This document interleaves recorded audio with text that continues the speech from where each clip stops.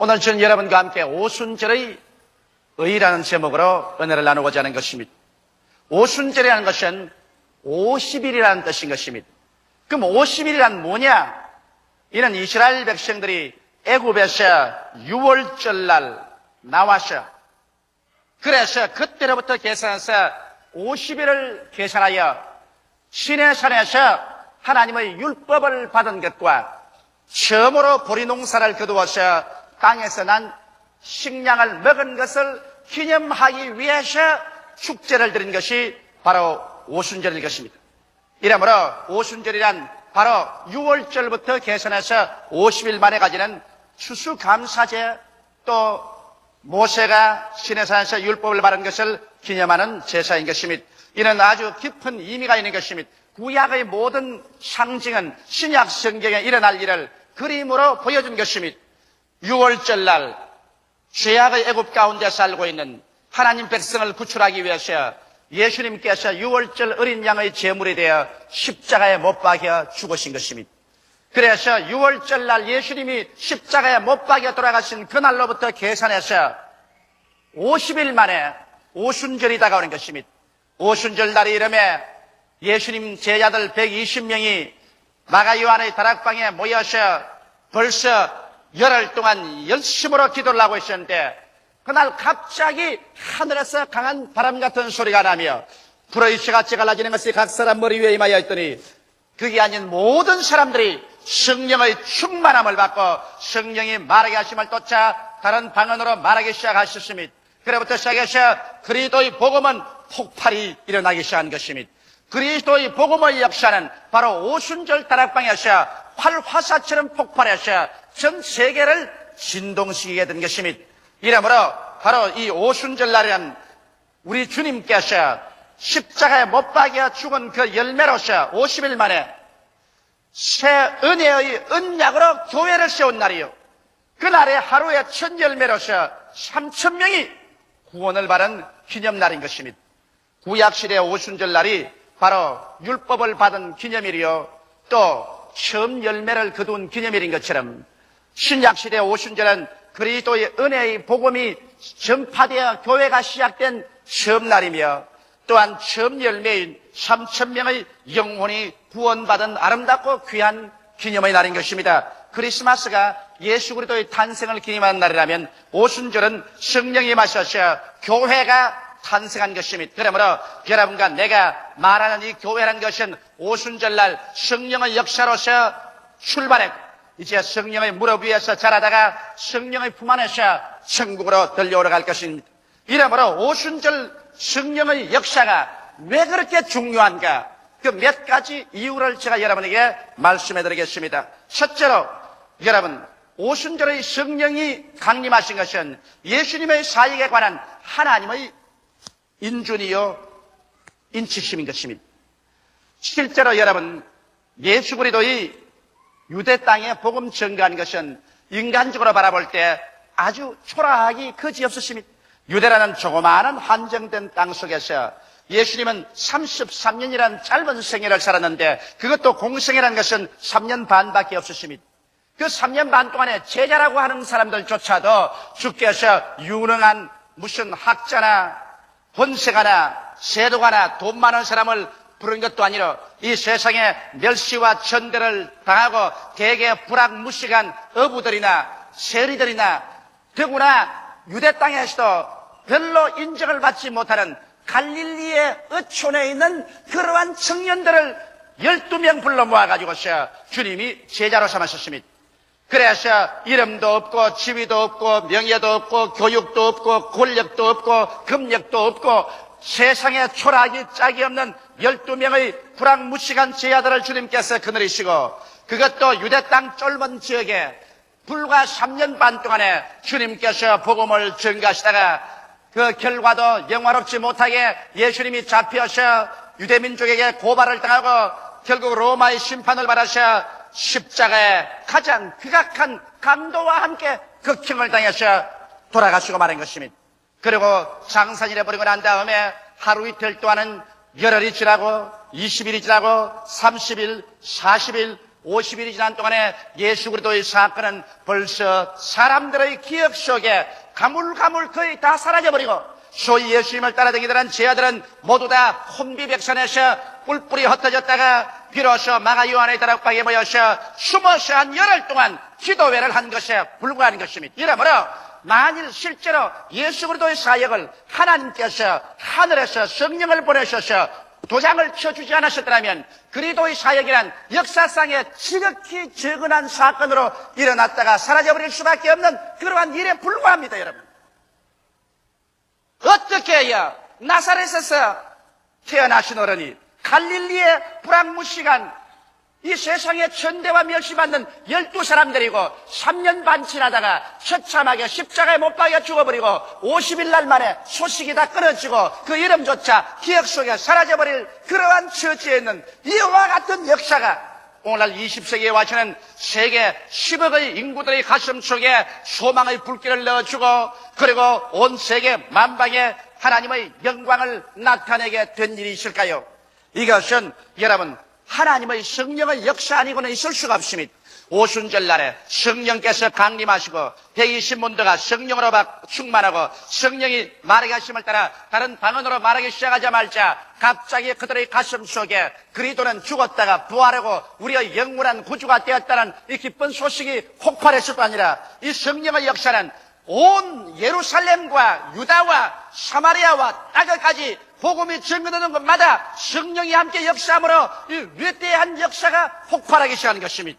사도행전 2장 32절로 33절에 베드로는 군중들 앞에 서서 말하기를 이 예수를 하나님이 살리신지라 우리가 다 이 일의 증인이로다. 하나님이 오른손으로 예수를 높이시며 그가 약속하신 성령을 아버지께 받아서 너희 보고 듣는 이것을 부어주셨느라고 외쳤던 것입니다. 그래서 이 불가항력적인 성령의 역사가 나타난 것입니다. 아무리 로마의 관원들이 막아도 성령의 역사를 막을 수가 없습니다.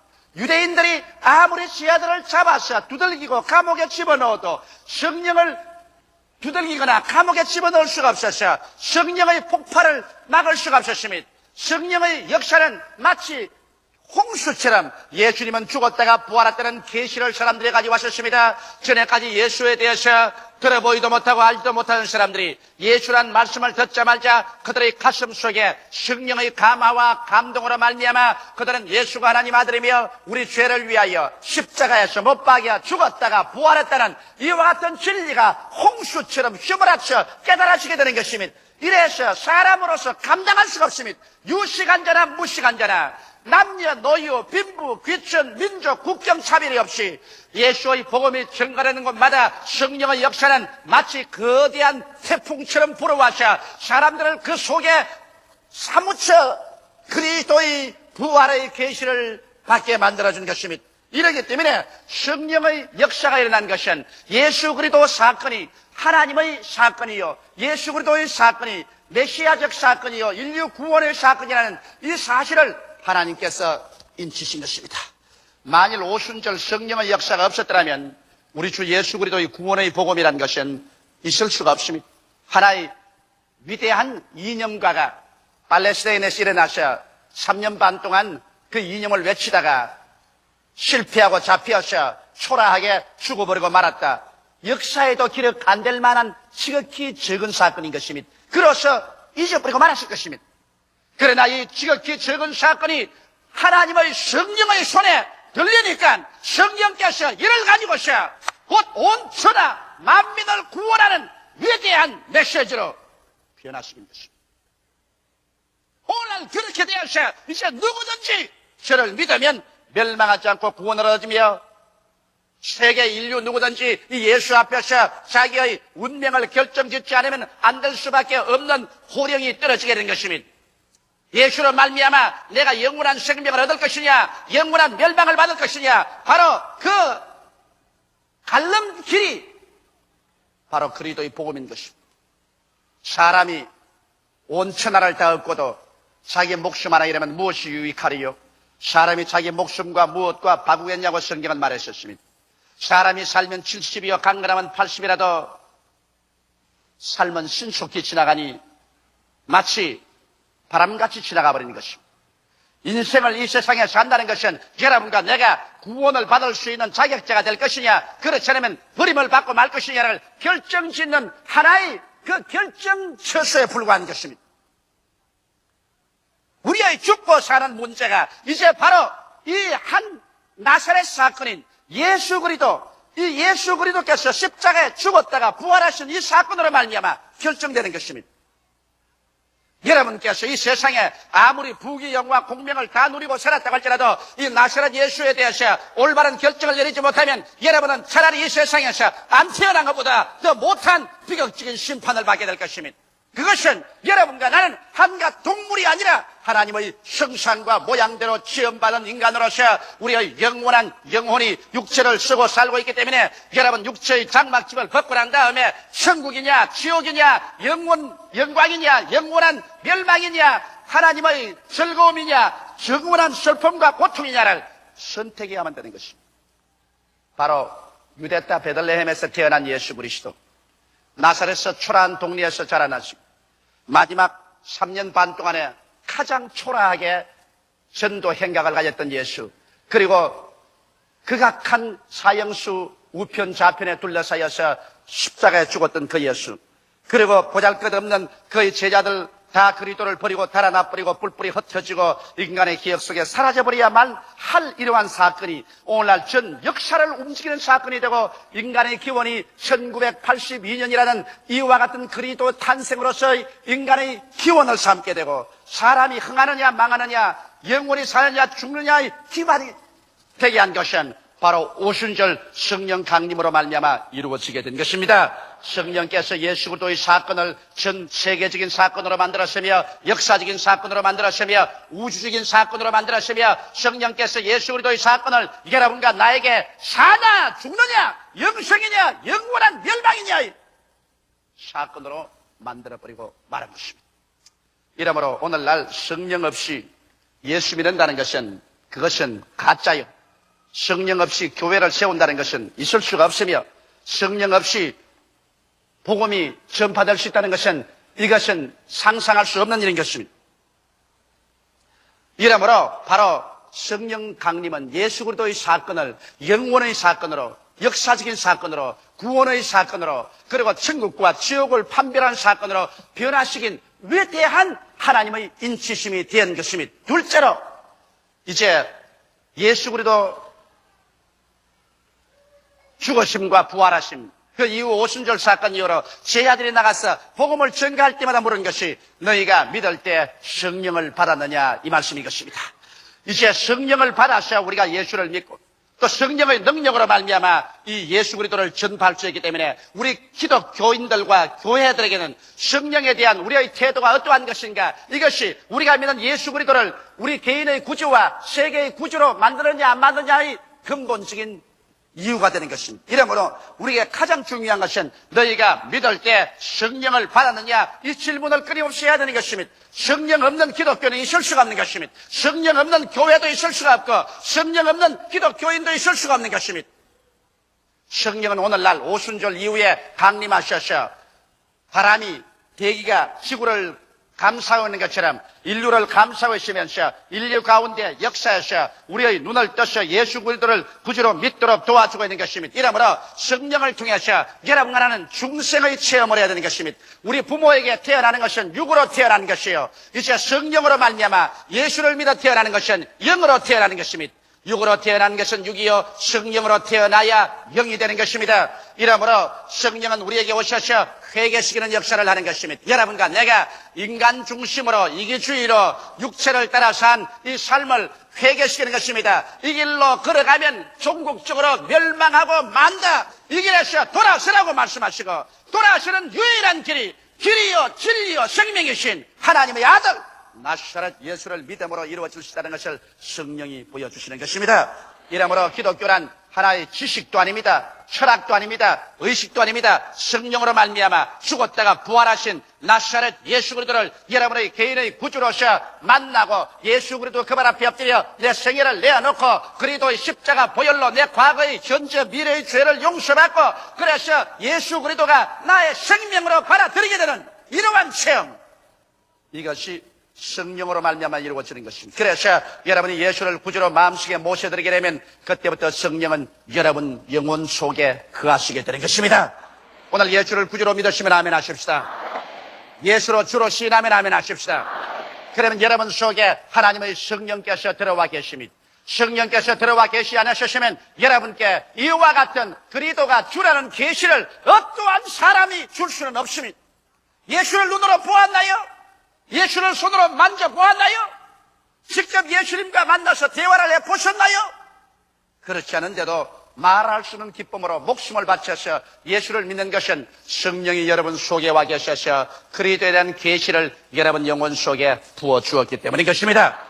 이러므로 여러분과 나는 이제 성령으로 말미암아 예수가 우리 속에 모두 다 잉태되었었으며 예수 사람들이 된 것입니다. 이와 같이 해서 중생을 체험한 사람에게 또다시 성령의 다른 체험이 있습니다. 이것은 성령 세례의 체험인 것입니다.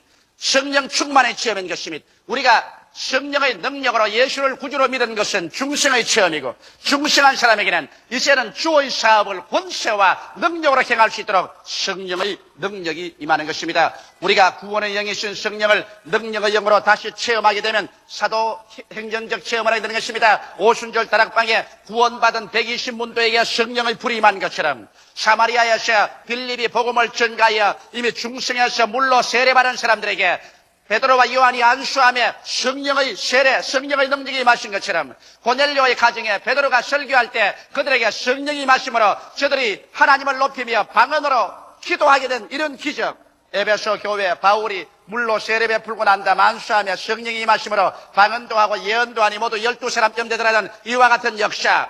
성령의 충만한 역사가 여러분 우리 가운데 일어나면 우리가 권능을 얻게 되는 것입니다. 예수를 구주로 믿으면 우리가 중생의 체험을 하고 그 다음 성령의 충만한 세례 받으면 우리에게 권능이 따라오는 것입니다. 우리에게 기도의 권능, 믿음의 권능, 말씀 증거의 권능, 신앙생활의 권능이 따라오기 시작하는 것입니다.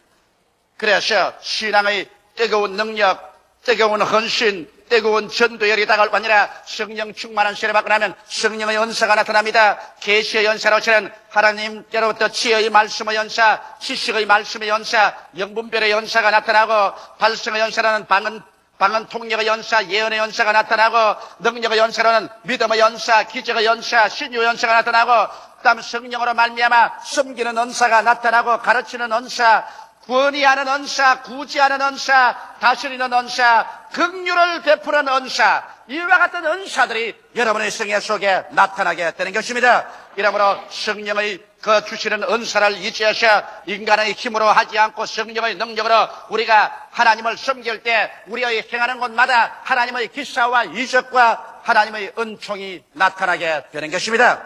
셋째로 이 성령의 역사로 말미암아 우리의 생활 속에 성령의 열매 맺는 삶이 이루어지는 것입니다. 우리 예수 믿는 사람이 안 믿는 사람보다 무엇이 달라도 달라야만 되는 것입니다. 예수 믿는다고 해서 종교적인 열심만 잔뜩 가지고 있지 이 세상 사람과 도덕적으로 윤리적으로 생활면에서 조금 더 나은 것이 없다면 어떻게 하여 예수 믿는다고 말하겠습니까? 빛과 어두움이 같을 수가 있습니까? 우리가 과거에는 어두움이더니 이제는 그리스도 안에서 빛이 되었는데 어찌 빛과 어두움이 같을 수가 있겠습니까? 이러므로 우리 예수 믿는 사람들, 성령으로 충만한 많은 사람들은 우리의 생애 속에 이제 성령의 열매 맺기 위해서 우리가 기도하고 성령의 열매가 나타나야 되는 것입니다. 우리의 속에 사랑의 역사, 희락의 역사, 화평의 역사가 나타나야 되고 오래 참음의 역사, 자비, 양선과 충성스러운 마음, 온유한 마음, 절제하는 마음 같은 인격적인 변화가 다가와야만 되는 것입니다. 입술로 아무리 주여 주여 하고 돌아다니도 그들의 생애 속에 아무런 인격적인 변화가 일어나지 않냐고 종교적인 열심만 가지고 있으면 이것은 열광주의자요. 이러한 사람들이 바로 미신적으로 믿는 사람인 것입니다. 기독교의 신앙이란 내가 예수를 구주로 믿고 난 다음에 성령이 임하심으로 말미암아 심각한 인격의 기본 바탕에서 변화가 다가오는 것입니다. 음란하고 방탕하고 술 취하고 거짓말하고 도둑질하는 사람들이 이 음란과 방탕과 술 취함과 도둑질을 버리게 될 것이요, 성내고 자기 마누라를 때리며 자식들을 구박하며 자기의 생활 속에 무절제한 사람들이 온유하고 겸비한 사람이 되고 착하고 착실한 사람으로 변화되는 역사가 다가와야 이것이 정말 성령 받은 사람의 모습인 것입니다. 인격적인 변화가 다가오지 아니하고 종교만 가지고서 거다가 고함만 치고 신앙적인 열심만 겉으로 보이고 인격적인 내적인 열매가 없으면 이는 주께서 열매 없는 무성한 잎사귀만 가진 무화과 나무를 저주해버린 것처럼 그러한 신앙은 주님께로부터 이미 저주받은 신앙인 것입니다. 그 열매를 보고 그 나무를 알지라고 했는데 여러분과 나의 참된 신앙은 우리의 생활 속에 열매가 있어야 되는 것입니다. 예수님께서 말씀하기를 너희는 세상의 소금이라 너희는 세상의 빛이라고 하는 것입니다. 여러분께서 가정에서 빛이 되어야 될 것이요 여러분의 직장에서 여러분의 사업장에서 다른 사람에게 빛이 되어야 될 것이요 여러분이 일어서가는 곳마다 소금이 되어야 되는 것입니다. 소금이란 썩어져가는 것을 깨끗하게 썩지 않게 보존해 주는 것이 소금이 아니겠습니까? 오늘날 우리 한국 강천에는 950만의 신자가 있는데 만일 950만의 신자가 모두 다 자기 가정에서 직장에서 자기의 생활처소에서 여러분 빛이 되고 소금이 되었더라면 우리 한국에 오늘날 이와 같은 사회적인 어려운 문제가 다가올 리가 있겠습니까? 한국 사회의 혼란과 고통은 기독교회의 실패요 기독교인들의 실패인 것입니다. 만일 우리 기독교인 950만이 여러분 빛과 소금이 되었더라면 우리 한국 강선의 어두움이 어디 다가올겠으며 어디에 부패와 썩어짐이 다가올 수가 있겠습니까? 처처에서 우리가 빛의 소금이 되었다는 말입니다. 숫자만 잔뜩 늘여놓고 교회들만 밟고 왔다 갔다 하면서 우리의 인격적인 변화가 다가오지 아니한 이러한 교회는 살았다 하나 죽은 것에 불과한 것입니다. 이러므로 오늘 교회가 우리 한국 사회에 미치는 영향력이 무엇입니까? 우리는 영적으로 한국 사회를 구원할 뿐 아니라 여기에 윤리와 도덕적으로 부패하고 썩어져가는 것에 어두우면은 빛을 썩으면은 거룩함을 가져와야 될 것인 것입니다. 정신적으로 절망과 죽음에 처한 사람에게 소망을 넣어줘야 될 것인 것입니다. 지금이야말로 우리 교회가 하나님께로부터 양적으로 팽창한 축복을 받으셨는즉 이제는 진실로 질적으로 성장해서 인격적인 변화를 가져와서 빛과 소금의 역할을 하고 나가야 됩니다. 예수님께서는 제자들에게 말씀하기를 가는 곳마다 회개하라 천국이 가까워왔다고 귀신을 쫓아내라고 한 것입니다. 여러분 귀신이라는 것은 바로 우리 사회를 도적질하고 죽이고 멸망시키는 모든 흑암과 부패의 원산입니다. 그러므로 오늘 예수님이라는 사람은 가는 곳마다 어느 곳에 들어가든지 사회 구석구석에서 귀신을 내어 쫓아야만 되는 것입니다. 바로 귀신이 거짓말하는 곳이 귀신의 역사예요. 음란하고 부패하고 도적질하고 파괴를 가져오는 것이 이거 다 비정상적인 거 아니겠습니까? 이게 하나님의 역사가 아니지 않습니까? 성경에 귀신을 쫓아내라는 것은 오늘날 모든 부조리를 추방하라는 것입니다. 모든 썩어진 역사를 내어 쫓아내는 것입니다. 이러므로 오늘 예수 믿고 성령 받은 사람이라면 여러분의 인격 속에서 먼저 귀신을 내어 쫓아야 되는 것입니다. 인격 속에서 어두움과 부패성을 완전히 쫓아내야 되는 것입니다. 여러분의 가정에서 어두움과 부패를 내어 쫓아내야 되는 것입니다. 여러분의 사회와 직장에서 어두움 속에서 가는 것과 부패를 쫓아내야 되는 것입니다. 우리가 진실로 귀신을 쫓아내지 아니하고 우리 성령 받았다고 하면서 귀신과 더불어서 함께 섞여 산다면 성령 받은 그 증거가 어디에 있으며 성령 받은 효과가 어디에 있단 말인 것입니다. 오늘날이야말로 한국의 기독교인들이 일어나고 한국 교회가 일어나서 진실로 이 어둡고 캄캄한 사회 이 부패와 흑암이 만연한 세계 속에 진실로 빛과 소금이 되어야 되는 것입니다. 말로만 주여 주여 하지 말고 입술로만 예수 전도하지 말고 몸으로 살아서 하나님의 영광을 드러내야 될 때가 온 것입니다. 오순절 역사가 300년 이내에 온 로마 제국을 뒤엎은 것은 그들이 말로만 주여 한 것이 아니라 가는 곳마다 그 백성들이 빛과 소금의 역할을 한 것이기 때문인 것입니다. 오늘 한국의 소망은 하나님밖에 없습니다. 여러분 이스라엘 백성이 홍해수가에 와서 앞에는 창렬한 바다요 뒤에는 애국 군대가 막혀서 갈 바를 모르고 허덕일 때 하나님께서 말씀하기를 너희는 오늘날 가만히 있어 내가 너희를 위하여 싸우는 것을 보라고 말씀하는 것처럼 오늘날에 와서 우리 한국의 소망은 하나님밖에 없습니다. 역사적으로 사회 환경적으로 경제적으로 지정학적으로 우리는 어려운 처지에 놓여 있는 것입니다. 여기에서 우리가 살아나갈 수 있는 길은 하나님을 부르짖고 하나님 앞에 나오는 길밖에 없는데 우리 하나님의 손으로 움직이고 마음을 감동시키고 계시는 안 믿는 불신자들보다 먼저 예수 믿는 자가 솔선수범하여 회개해야만 하는 것입니다. 믿는 자가 회개하고 교회가 회개하셔 진실로 하나님 앞에서 빛과 소금이 될 때 비로소 하나님께서 우리의 기도를 들으시고 이 땅을 치료해 주실 것이요 이 땅에서 귀신을 내어 쫓고 정의가 넘치고 평화와 사랑이 넘치는 나라로 만들어 주실 것입니다. 교회는 성령 강림으로 탄생하여 성령 안에서 성장하다가 성령으로 성천합니다. 그러므로 성령 운동은 교회의 생명인 것입니다. 우리 그리스도 신자의 생명인 것입니다. 이 세상에 성령 받은 사람들은 그러므로 이 성령 운동을 온 세계에 뻗쳐나가야 되겠습니다. 특별히 하나님께서는 우리 순복음 중앙교회를 택하셔서 성령의 거대한 봉화불로 삼았습니다. 우리는 세계 단일교회로서 최대 교회가 됐다는 것만 가지고서 수적으로 자랑해서는 안 되겠습니다. 우리 모든 성도들에게 우리는 오늘 이 시간에 다시 한번 물어봐야 될 것입니다. 너희는 믿을 때 성령을 받았느냐? 오늘 이 시간에 여러분은 성령을 받았었습니까? 여러분이 성령에 충만합니까? 여러분 속에 성령의 은사가 나타나고 있습니까? 여러분의 인격적인 변화를 가져오는 성령의 열매를 맺고 있습니까? 진실로 여러분 한 사람 한 사람이 성령으로 말미암아 빛이 되고 소금이 되는 그러한 삶을 살고 있습니까? 진실로 여러분의 생활 속에 귀신들을 내어 쫓아버리고 그래서 부조리와 무질서와 부패와 파괴를 제하고 빛과 소금의 역할을 하고 있습니까? 우리 순복음 중앙교회가 이 일을 하고 일어날 때 우리 한국 강산과 세계 이 교회가 있어야 될 이유가 확립되는 것입니다.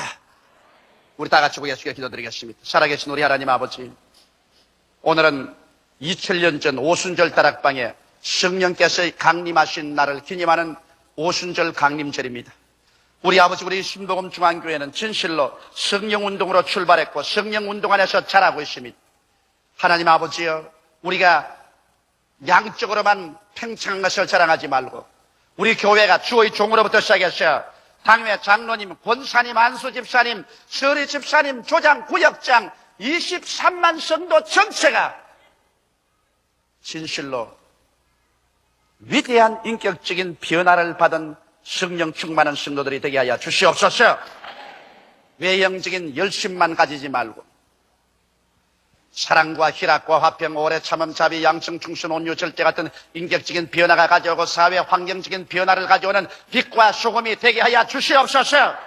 그래서 진실로 처처에 모든 마귀를 다 쫓아내어버리고 성령으로 넘치는 믿음, 소망, 사랑의 사회와 국가를 만드는 우리 성도들이 되게 도와주시옵소서. 우리 순복음 중앙교회를 말미암아 먼저 950만 성도가 다 입술로만 주여 주여 하지 말고 행동으로 변화되고 진실로 십자가를 걸머쥐고 조국과 민족을 위해서 기도하고 사회를 개혁하고 변혁시키는 이와 같은 빛과 소금이 되게 하여 주시옵소서. 예수님 이름 받들어 기도드리옵나이다. 아멘.